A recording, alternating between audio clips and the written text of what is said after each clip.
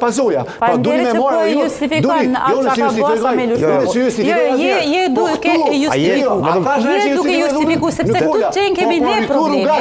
Ne që kemi probleme. Apo pra. Kryetori i komunës Rrugaç. A e ditë që deputeti vetëvendosjes, aktivisti vetëvendosjes i ka rrok grosht midis studios Miraj Mzekës. A keni reaguar kështu ju atër? A e keni dënuar dhunën atë kohë? Jo, se keni dënuar. Ju ka pëlqy, sepse ju ka pëlqy politikisht, në rregull ka qenë. Quhet në studio, i më shoh grosht Miraj Mzekës dhe ju nuk keni voksia reagimin. Çfarë ka qenë ajo atër? Okej, me që tha, vetëm me që zona Pacolli.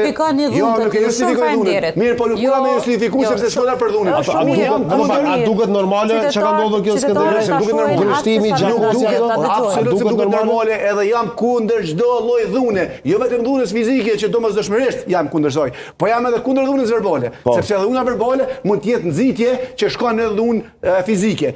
Ajo çka u instalu që 20 vjet, fakte 10 vitet e fundit, që është që kjo dhuna verbale, që dhunë psikologjike, që e një edhe terminologjia ndërkombëtare, dhunën psikologjike, madje goxha shpesh edhe më të rëndë se sa dhunën fizike, dhunë psiqike verbale, dhe kjo janë pasoja, pra. Çka instalu në Kosovë deri tash